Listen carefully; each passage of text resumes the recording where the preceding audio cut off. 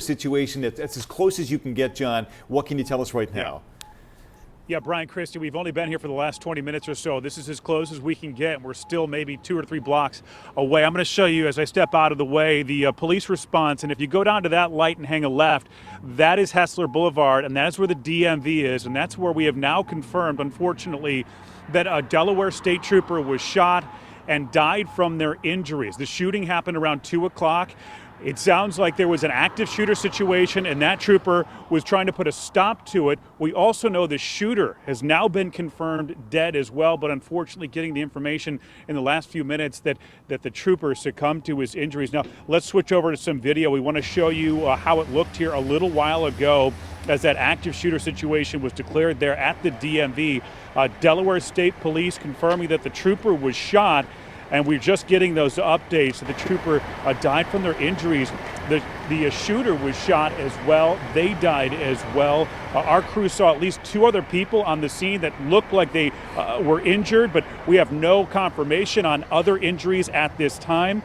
Now, I want to switch over to some other video because we have video from inside the DMV itself, where you can see there were police inside, but if you look to the left of your screen, you can see the shattered glass. It looks like that's where bullets hit the glass inside that DMV itself. There's also personal belongings that were scattered around. We saw shoes, we saw papers, things like that.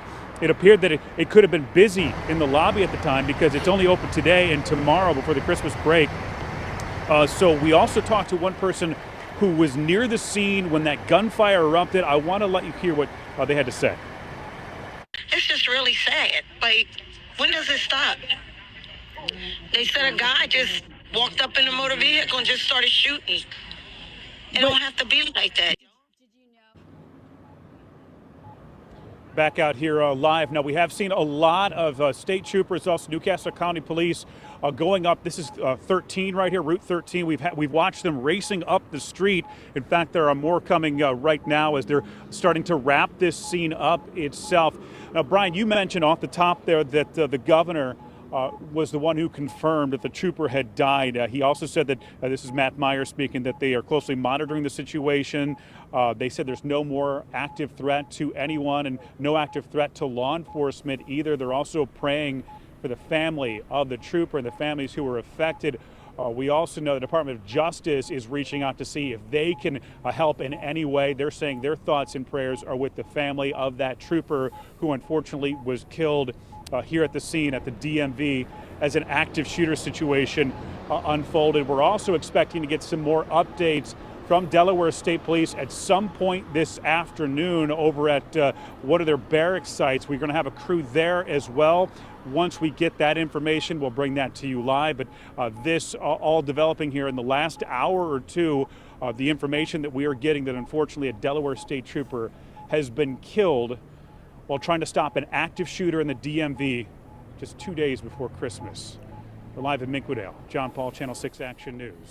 And still a massive police presence there. John, obviously we're hearing from that witness that we spoke to on the phone a short time ago. And the way she described it, it sounds like the shooter literally just walked in that building and started shooting. The motive here is obviously going to be subject to investigation. But we're hearing from people who are familiar with that DMV that there is typically a trooper stationed there. Are we getting any word at this point whether or not this trooper responded to this or may have been the trooper who was stationed at that location?